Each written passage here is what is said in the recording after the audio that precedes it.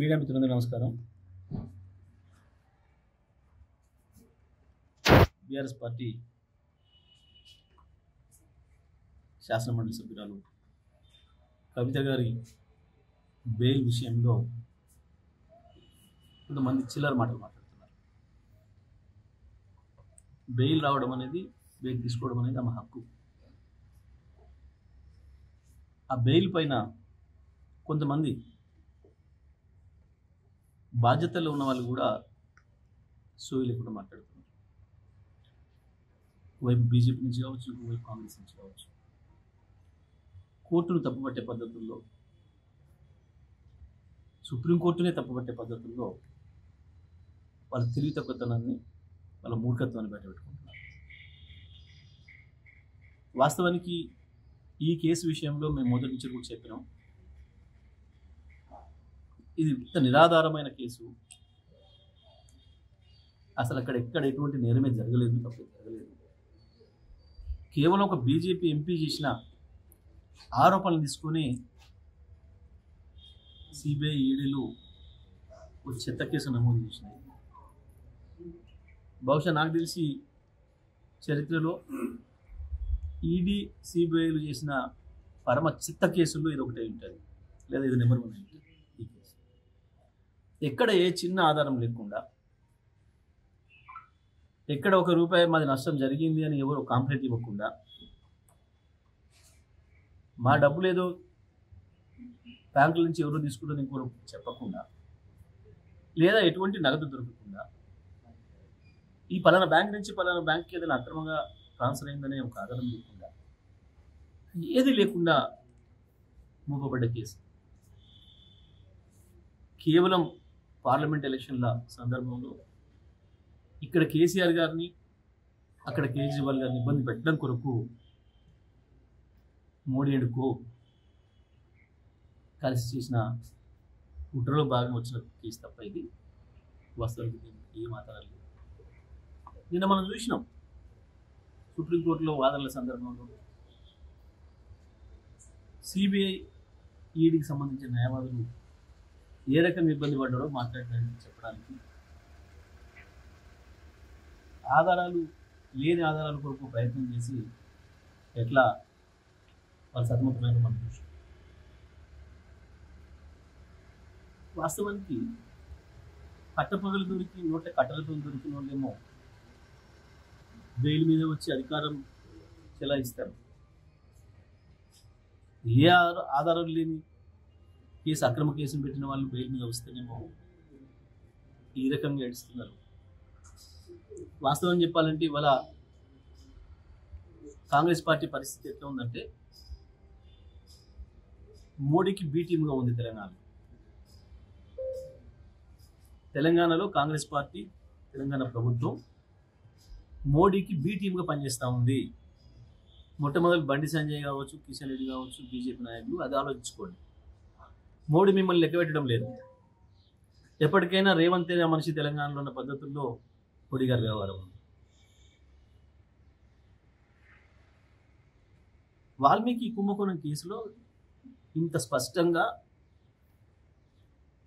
₹180 కోట్ల బ్యాంకుల ద్వారా మారి తెలంగాణకు ₹45 కోట్ల పైగా వచ్చి స్వయంగా కాంగ్రెస్ పార్టీకి సంబంధించిన నాయకుల అకౌంట్లలోకి కూడా వచ్చి అక్కడ ఆధారాలను రెడీగా ఉంటాయి. ఎందుకు నోరు మెదుపుతలేరు కిషన్ రెడ్డి కావచ్చు, బండి సంజయ్ కావచ్చు, బీజేపీ రాష్ట్రం ఎందుకు మాట్లాడతలేరు? ఎందుకు రేవంత్ రెడ్డిని కాపాడే ప్రయత్నం చేస్తున్నారు? ఎందుకు తెలంగాణ కాంగ్రెస్ని కాపాడే ప్రయత్నం చేస్తున్నారు? ఇది ప్రజలందరికీ కూడా అర్థమవుతుంది. తెలంగాణ కాంగ్రెస్ మోడీ బీ టీం తప్ప ఇంకొకటి కాదు.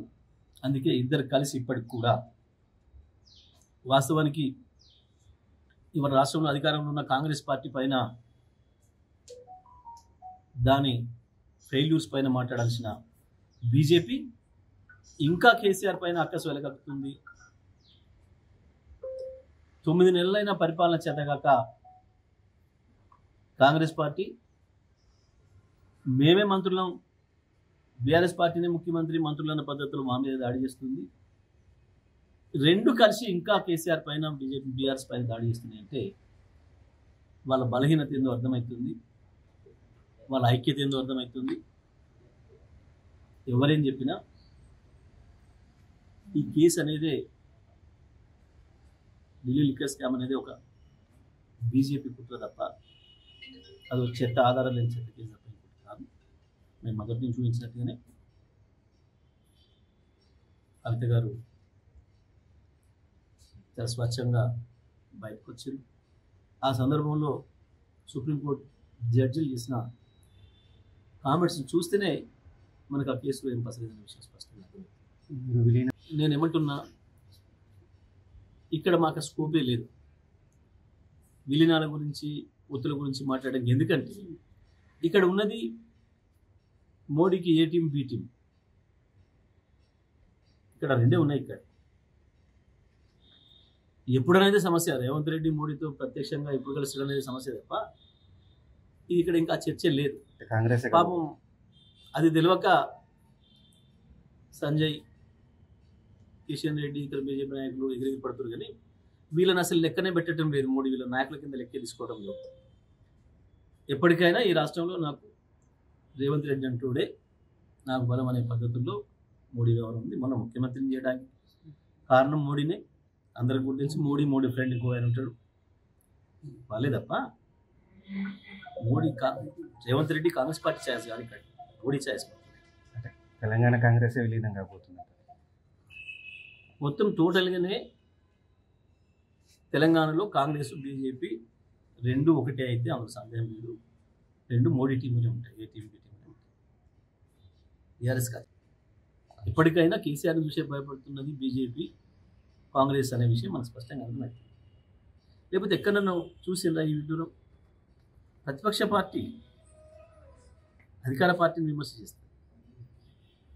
పర్టికులర్గా భారతదేశంలో మోడీ రాహుల్ ఉప్పు నిప్పు అని ఉన్న పరిస్థితులలో రాహుల్ గాంధీ మనిషి అయి ఉంటే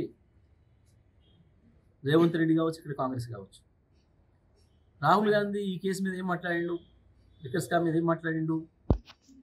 ఒకే కేసులో ఒకరిని అరెస్ట్ చేయడం ఏం తప్పైతుంది, ఇంకోటి అరెస్ట్ చేయడం ఏమైతుందా?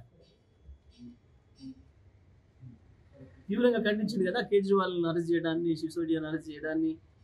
ఈ కేసే తప్పుడు కేసు, మోడీ ఇట్లా ప్రత్యర్థులను, రాజకీయ ప్రత్యర్థులను అణచివేయడానికి ఇటువంటి కుట్రలు చేస్తున్నాడు, ఈడీని సిబిఐని ఉపయోగిస్తున్నాడు అని చెప్పి స్వయంగా రాహుల్ గారు మాట్లాడింది కదా.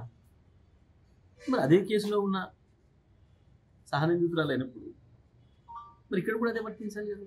దాని అర్థమైంది, మోడీ మాట కదా మాట్లాడుతుంది ఇక్కడ కాంగ్రెస్. ఇది స్పష్టంగా కనబడుతుంది. వేరే ఏం సాక్ష్యాలు అవసరం లేదు, న్యాయవాదాలు అవసరం లేదు, దీనికి జడ్జిలు అక్కర్లేదు.